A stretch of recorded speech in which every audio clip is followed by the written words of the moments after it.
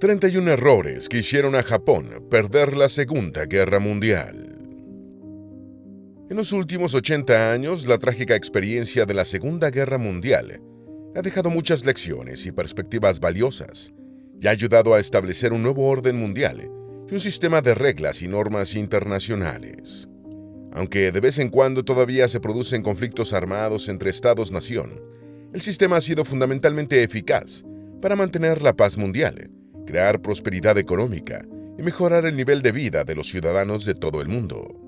Durante la guerra, tanto las potencias del eje como los aliados cometieron errores, pero el conflicto al final se decantó en contra de Alemania y Japón, quizá los estados que tuvieron los hierros más garrafales.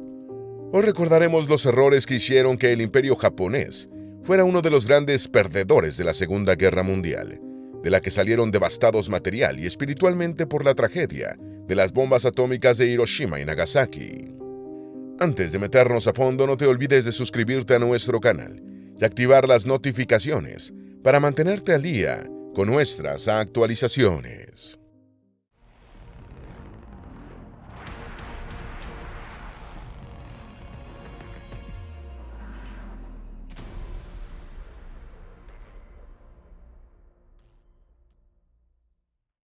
Número 1. Japón subestimó el poder naval y militar de Estados Unidos. Japón sustentaba su fortaleza militar en la Armada Imperial y a partir de la decisiva victoria estadounidense en la Batalla de Midway en junio de 1942, Estados Unidos se concentró en aniquilarla. La guerra naval que siguió a Midway, a una escala sin precedentes, resultó en una aplastante derrota para Japón y el establecimiento del control estadounidense de los mares. De acuerdo con datos del Comité Conjunto de Evaluación del Ejército y la Armada, Estados Unidos hundió 611 buques de guerra japoneses, incluyendo 21 de los 25 portaaviones de la Armada Imperial, a lo que se sumó el hundimiento de 2.117 barcos mercantes, para un total de 9.74 millones de toneladas enviadas a pique. Las otras armadas aliadas hundieron 45 buques de guerra y 73 cargueros. Incluso los chinos prestaron una pequeña contribución, hundiendo 3 barcos mercantes nipones. Durante los ataques murieron 400.000 soldados japoneses. Esta devastación marítima de Japón cortó sus líneas de suministro, dejando a Estados Unidos en condiciones favorables para los combates de primera línea en las islas japonesas. Número 2. El uso de aviones kamikaze. En la cultura japonesa estaba profundamente arraigado el principio de que la muerte era preferible a la derrota. De allí que cuando resultó evidente que la superioridad marítima de Estados Unidos en la Guerra del Pacífico era irreversible y que Japón marchaba inexorablemente hacia la derrota, empezaron los ataques kamikaze. Estos eran pilotos que intentaban estrellar sus aviones convertidos en misiles, llenos de explosivos, contra los buques aliados, alcanzando una muerte que consideraban honrosa.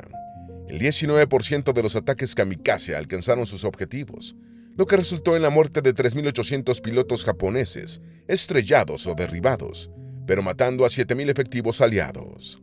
Los japoneses consideraban que el objetivo de dañar o hundir barcos enemigos justificaba los ataques kamikaze, y a finales de 1944, la inferioridad de Japón era tal que los estrellamientos de aviones se hicieron más efectivos que los ataques convencionales. Algunos kamikazes consiguieron su objetivo de destruir los buques enemigos, incluso después de que sus aviones habían quedado inutilizados. Número 3. Un kamikaze estadounidense en Midway. Un posible caso de una acción kamikaze ocurrió en la batalla de Midway, cuando un bombardero estadounidense dañado voló hacia el puente del portaaviones japonés Akagi, aunque falló en impactarlo. A finales de febrero del año de 1942, el cuartel general imperial japonés mencionó, por primera vez, que una bomba humana había destruido un portaaviones de los Estados Unidos. Durante la batalla naval de Guadalcanal, en noviembre de 1942, el crucero USS San Francisco, buque insignia de los Estados Unidos, resultó seriamente dañado cuando un bombardero mediano de la Armada Imperial japonesa, que estaba en llamas por el fuego antiaéreo, probablemente se estrelló intencionalmente contra la torre de mando de respaldo del barco estadounidense, destruyendo casi todo su equipamiento. La mayoría de los efectivos que se encontraban en la torre, incluido el oficial ejecutivo, murieron o resultaron heridos. Número 4. Subestimaron el poder industrial estadounidense. La subestimación de Japón de la fuerza del enemigo comenzó en China, donde se sorprendieron al encontrar que los chinos tenían 10 divisiones bastante bien equipadas y entrenadas. En Filipinas sus errores de cálculo continuaron, pero cuando llegó la hora de enfrentarse a Estados Unidos, su inteligencia militar había mejorado. Los nipones estimaron casi perfectamente la cantidad de aviones que Estados Unidos podía poner en combate y calcularon la capacidad naval del enemigo lo bastante bien como para que los planificadores supieran a qué atenerse. Donde fallaron estrepitosamente fue en calcular la capacidad industrial militar estadounidense para reponer sus pérdidas y las de sus aliados que la subestimaron enormemente. Durante la Segunda Guerra Mundial, la industria militar estadounidense produjo cazas, bombarderos, cazabombarderos, portaaviones, submarinos, acorazados, destructores, tanques, camiones, armas, municiones y otros suministros en cantidades suficientes como para cubrir 2/3 de todo el equipamiento militar de los aliados en el conflicto. Número 5. Los japoneses pensaban que los estadounidenses eran blandos y no soportarían la guerra. Los planificadores militares japoneses cometieron un trágico error de cálculo cuando concluyeron, con una buena dosis de arrogancia, que solo ellos contaban con el entrenamiento, la disciplina y la fortaleza mental para sobrellevar una guerra larga y cruel sin desmoronarse. De hecho, pensaban que los decadentes jóvenes estadounidenses carecían del estómago suficiente para una lucha salvaje que podía durar al menos 2 años. Japón solo aspiraba a dominar el Pacífico y consideraba que como el teatro de la guerra estaría muy alejado del territorio continental estadounidense, el pueblo norteamericano rechazaría un conflicto lejano. Evidentemente no comprendían el carácter de los estadounidenses, creyendo que jóvenes que estaban pendientes del último modelo de coche no podían ser buenos soldados. Por ello, el alto mando militar chino trazó un plan para destruir de un solo golpe la flota norteamericana en Pearl Harbor. Con ello no solo pretendía asestar un formidable golpe militar, donde tuvo éxito, sino asumir la dirigencia y el público norteamericano en un shock que le hiciera retroceder de miedo ante la idea de una guerra prolongada con Japón, donde fracasó. Número 6. La producción militar estadounidense durante la guerra y Henry Ford. A principios de la década de 1940, Franklin D. Roosevelt estableció la meta de fabricar 120,000 tanques y 60,000 aviones al año, objetivos que se incrementaron en el transcurso de la guerra. Para producir esos inmensos arsenales rápidamente, Estados Unidos contaba con la experiencia de la Ford Motor Company, la compañía fundada por Henry Ford en 1903, que en 1941 podía fabricar un automóvil de 15,000 piezas cada 69 segundos en sus líneas de montaje de Michigan. Esta experiencia fue utilizada en la producción militar y solo en el año 1944 Estados Unidos pudo fabricar más aviones que Japón en toda la guerra. Como resultado, la mitad de la producción bélica mundial salía de fábricas estadounidenses. Este colosal esfuerzo militar industrial fue financiado con bonos de guerra comprados por personas y empresas, mayores impuestos y racionamientos de artículos de consumo. Parte del auge de la industria manufacturera estadounidense durante la guerra es atribuible a la segunda gran planta de producción de aluminio que la compañía Alcoa instaló en Mobile, Alabama, que había sido inaugurada en 1937, irónicamente para atender principalmente al mercado japonés. Número 7. ¿Por qué los japoneses subestimaron a Estados Unidos? Según una versión, la subestimación de los Estados Unidos por parte de Japón provino del deficiente desempeño que se les atribuyó a los norteamericanos durante la Primera Guerra Mundial.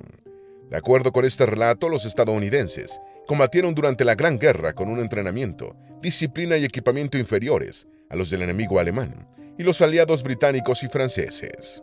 Según este pensamiento, la intervención norteamericana en la guerra, librada entre 1914 y 1918, fue poco más que intrascendente. Estados Unidos se mantuvo al margen de este conflicto hasta 1917 y participó con 4.7 millones de soldados, de los cuales 53.402 murieron. Sin embargo, la mayoría de los historiadores sostienen que la intervención estadounidense inclinó la balanza hacia los aliados, que convirtieron una probable derrota o una paz desfavorable en una victoria. Defienden esta afirmación señalando que en el año de 1917, cuando Estados Unidos entró en la guerra, los aliados la estaban perdiendo. Cuando entraron, los norteamericanos tenían una fuerza inferior en tamaño a la de Bélgica, pero la fueron aumentando hasta convertirse en una seria amenaza para el imperio alemán, sino cualitativa, al menos cuantitativa. Número 8. ¿Por qué invadir China fue un error? La decisión del Imperio japonés de invadir China en la década de 1930 desembocó en la Segunda Guerra Chino-Japonesa, entre 1937 y 1945, que se solapó con la Segunda Guerra Mundial. Japón aspiraba a ser la potencia dominante en el Pacífico y necesitaba materias primas, minerales y tierras de cultivo, de las que su bastante estéril archipiélago carecía, pero con las que China contaba. Además, para ser una potencia hegemónica duradera en el Pacífico, Japón pensaba que necesitaba controlar a la inmensa China, asegurando además su mercado de 482 millones de habitantes en 1940.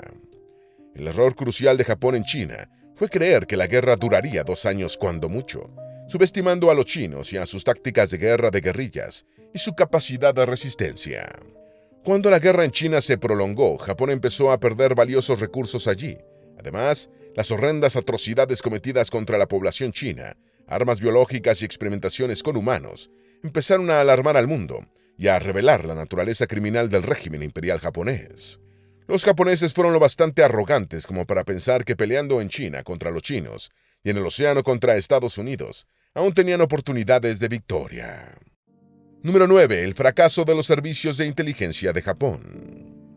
Los servicios de inteligencia de Japón fracasaron en estimar el nivel de resistencia que opondrían los chinos en la guerra iniciada en 1937, que los japoneses pensaban que podían saldar rápidamente a su favor. La prolongación de esta guerra obligó a los nipones a comprometer recursos en China en mayor cantidad y tiempo de lo que inicialmente pensaban.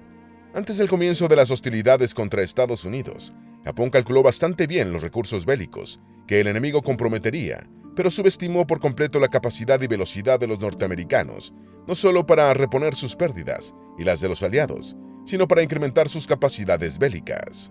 Con la Guerra del Pacífico en curso, la inteligencia del ejército imperial japonés empezó a deteriorarse gradualmente, y en el año de 1944 ya había perdido casi por completo su funcionalidad.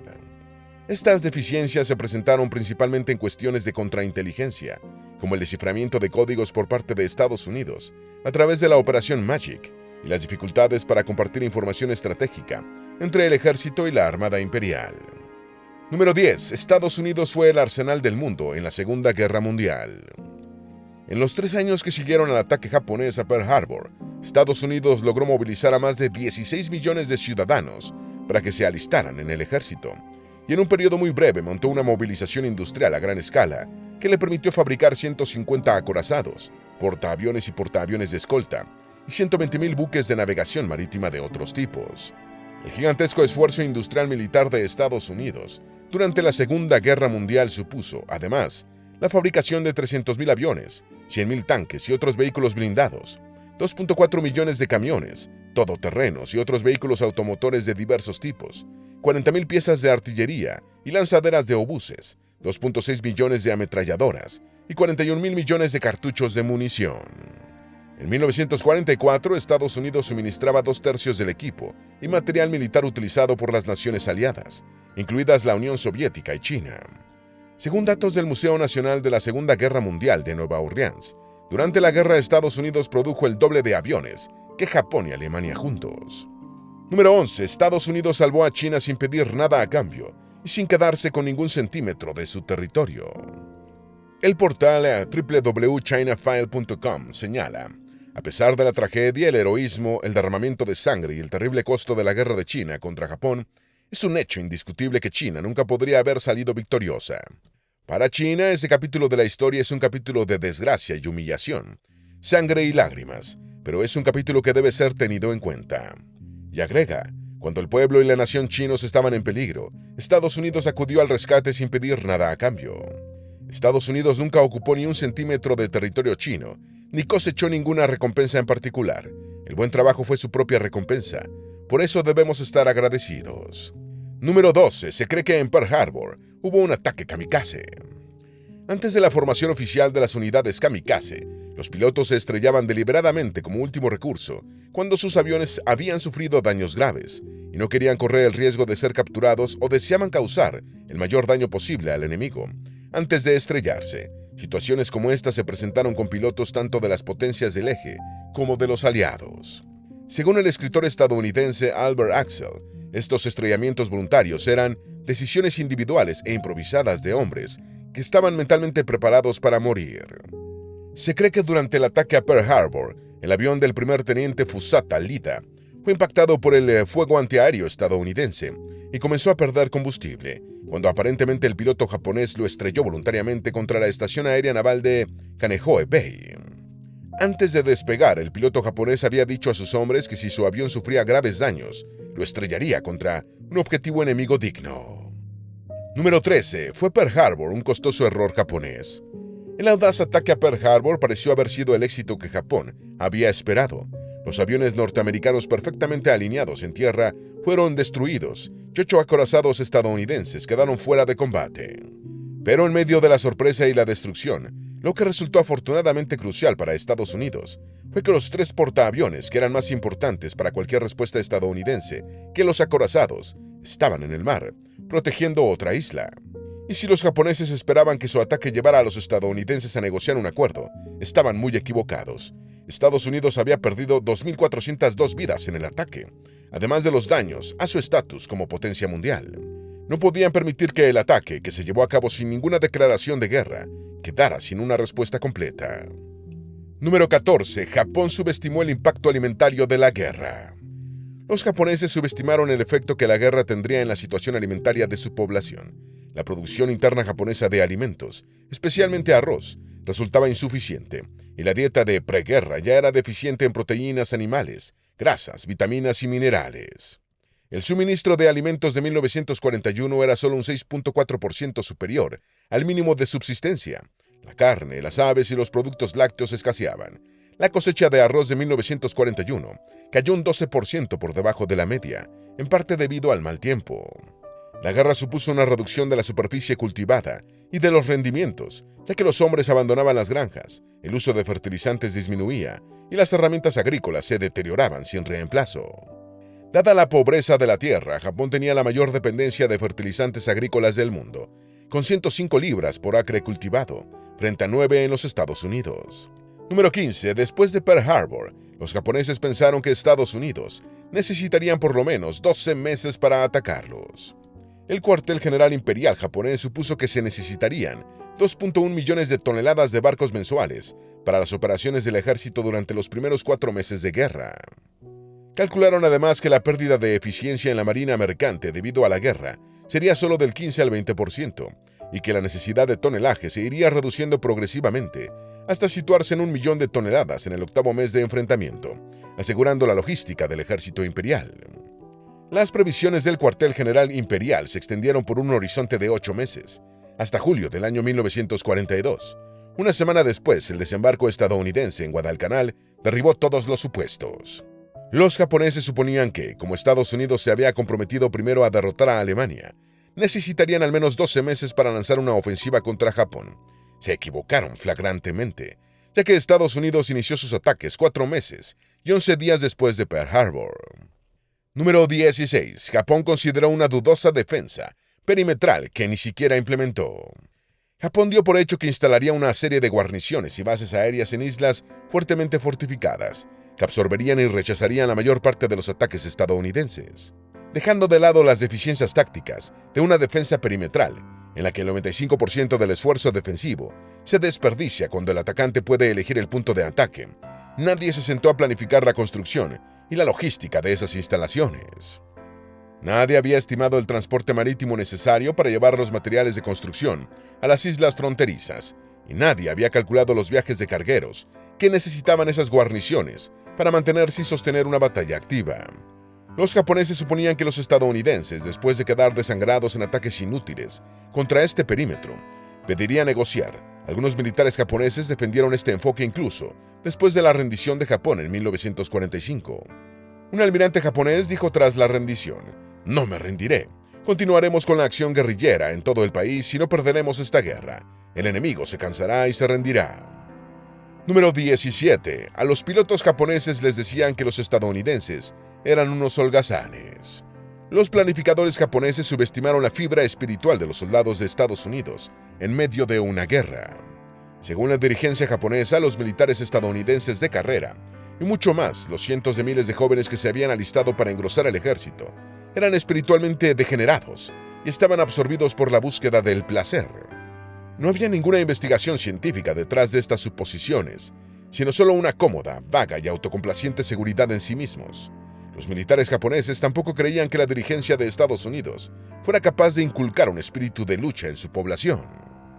Minoru Honda, un veterano piloto japonés, recordó que a él y a sus compañeros les inculcaban que la mente podía vencer a la fuerza. Luchen con el espíritu, mientras que nos decían que los estadounidenses eran unos holgazanes. Esto no era cierto, los pilotos estadounidenses eran muy valientes y extremadamente corajudos. Número 18. Las aguas poco profundas de Pearl Harbor afectaron a los japoneses. Aunque Japón tenía lo que parecía un plan infalible para sorprender a Estados Unidos y causar suficiente daño como para paralizar esencialmente a la Armada, muchos consideran que el ataque a Pearl Harbor fue solo un éxito táctico parcial para las fuerzas del Japón imperial, por circunstancias que favorecieron a Estados Unidos y errores de los atacantes. Una circunstancia que favoreció a los norteamericanos fue que sus barcos alineados en Battleship Row estaban en aguas poco profundas, lo que facilitó los labores de rescate. Eso significaba que la flota japonesa tendría que destruir por completo los barcos para asegurarse de que no pudieran volver al servicio. De los 8 acorazados estadounidenses atacados, solo el USS Arizona y el USS Utah resultaron insalvables, lo que significa que la flota japonesa no alcanzó su objetivo de paralizar a la Armada estadounidense. En febrero del año de 1942, el primero de los acorazados dañados volvió a prestar servicio en la lucha en el Pacífico. Número 19. Los errores de Japón en Pearl Harbor, según el almirante Chester Nimitz. El 7 de diciembre de 1941, día del ataque a Pearl Harbor, el almirante de la Armada estadounidense, Chester Nimitz, se encontraba en un concierto en Washington, D.C., cuando recibió una llamada telefónica.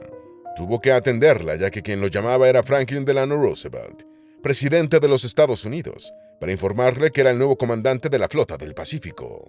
Cuando llegó a su nuevo destino en Hawái, la víspera de Navidad de 1941, Nimitz encontró tal espíritu de abatimiento y derrota que cualquiera hubiera pensado que los japoneses ya habían ganado la guerra. El 25 de diciembre, Nimitz hizo un recorrido en un barco de recreo por la zona devastada por los japoneses, y cuando terminó la inspección, el timonel de la embarcación preguntó: «Bueno, almirante, ¿qué piensa después de ver toda esta destrucción?». La respuesta de Nimitz sorprendió a todos los presentes. Los japoneses cometieron 3 de los mayores errores que una fuerza de ataque podría cometer jamás. O Dios estaba cuidando de Estados Unidos. Número 20. El primer error de los japoneses en Pearl Harbor, según el almirante Chester Nimitz. Lo primero que sorprendió a Nimitz, aunque eso ya lo sabía mucho antes de llegar a Pearl Harbor, fue que los japoneses atacaran un domingo en la mañana, cuando la gran mayoría, quizás el 90% de los efectivos navales estadounidenses, se encontraban en tierra y no a bordo. El almirante señaló: «Si esos mismos barcos hubieran sido atraídos al mar y se hubieran hundido, habríamos perdido 38,000 hombres en lugar de 3,800. Desconocía la inteligencia japonesa, las rutinas laborales de la Armada estadounidense, o las conocían y de todas formas lanzaron el ataque el domingo por imperativos climatológicos o de otra índole». Número 21. El segundo error de los japoneses en Pearl Harbor, según el almirante Chester Nimitz. Según Nimitz, cuando los japoneses vieron todos los acorazados alineados, en perfecto orden, se entusiasmaron tanto tratando de hundirlos, que nunca bombardearon los diques secos situados frente a las embarcaciones.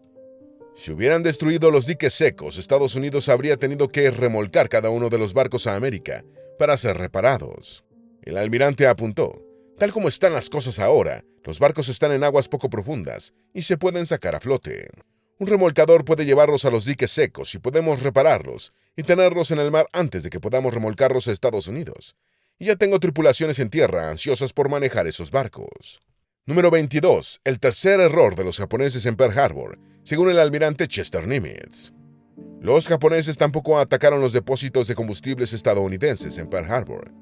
Nimitz señaló: «Cada gota de combustible en el teatro de operaciones del Pacífico se encuentra en tanques de almacenamiento en la superficie. A 8 kilómetros de esta colina, un avión de ataque podría haber bombardeado estos tanques y destruido nuestro suministro de combustible». Y finalizó: «Por eso digo que los japoneses cometieron 3 de los errores más grandes que una fuerza de ataque podría cometer, o Dios estaba cuidando de Estados Unidos». Número 23. Errores japoneses en Midway. La batalla de Midway, librada entre el 4 y el 7 de junio de 1942, que terminó en una devastadora derrota japonesa, marcó el punto de inflexión en la Guerra del Pacífico, más de 3 años antes de que el conflicto terminara. La batalla comenzó cuando una gran flota de Japón, con el almirante Isoroku Yamamoto al frente, atacó a las fuerzas de Estados Unidos en el atolón de Midway. Las fuerzas estadounidenses, bajo el comando de Chester Nimitz, aprovecharon la información de inteligencia con la que contaban para emboscar a los japoneses y causar daños devastadores a su armada, incluyendo la pérdida de 4 portaaviones. Ambos bandos cometieron errores durante la batalla, pero los fallos japoneses, junto a circunstancias fortuitas, inclinaron la balanza decisivamente a favor de los Estados Unidos, cambiando el curso de la guerra. Número 24. Cuando los japoneses fueron a Midway, los estadounidenses los estaban esperando. Antes de la batalla de Midway, el almirante Chester Nimitz tenía una importante ventaja sobre Japón, ya que sus criptógrafos habían descifrado una parte del código JN-25B de la Armada Imperial Japonesa. Desde inicios de 1942, Estados Unidos había estado descifrando mensajes que decían que pronto se realizaría una acción militar importante en un objetivo denominado AF. Por un tiempo todos se preguntaban qué significaba o qué lugar podía ser AF, hasta que el equipo en la estación Haipo, comandado por Joseph Rockefeller, confirmó que se trataba de Midway. Número 25. Los japoneses fueron engañados en una estratagema. El capitán estadounidense Wilfred Holmes ideó una estratagema y a través de un cable submarino seguro le pidió a la base en Midway que transmitiera un mensaje de radio, sin codificar, en el que indicara que el sistema de portabilización de agua del atolón se había averiado. Horas después, los norteamericanos interceptaron un mensaje japonés que decía que AF tenía poca agua. Esto permitió confirmar que AF era Midway. Número 26. Los operadores japoneses actuaron con negligencia. A ninguno de los operadores de la Armada Imperial que conocieron el mensaje sobre la falta de agua potable en Midway pareció sorprenderle que sus colegas de Estados Unidos transmitieran información sin codificar sobre una carencia vital en una instalación naval de primera importancia y cercana al área de amenazas japonesa. De haber actuado con más suspicacia, esta información hubiera podido alertar a la inteligencia japonesa sobre una operación de engaño relacionada con Midway. Número 27. Los estadounidenses conocían el orden de batalla japonés y la fecha del ataque. La estación Haipo proporcionó a Nimitz el orden de batalla completo de la Armada Imperial Japonesa y le informó que la fecha del ataque sería en torno al 4 o el 5 de junio. Japón contaba con un nuevo libro codificador, pero su implementación presentó retrasos, lo que permitió al equipo de Haipo leer los mensajes por anticipado. El nuevo código, que tardó varios días en ser descifrado, había entrado en uso el 24 de mayo, pero para ese momento los mensajes más relevantes ya habían sido descifrados. En consecuencia, los estadounidenses llegaron a la batalla con una información completa sobre cuándo, dónde y con qué buques de guerra los japoneses atacarían. Número 28. Japón no pudo llevar un portaaviones a Midway por la rigidez de su doctrina militar. Durante la batalla del Mar del Coral, el portaaviones japonés Shokaku fue enviado a dique seco por varios meses por el impacto de las bombas estadounidenses, mientras que el portaaviones Suikaku escapó sin daños, pero después de haber perdido a la mitad de sus escuadrones de aviones.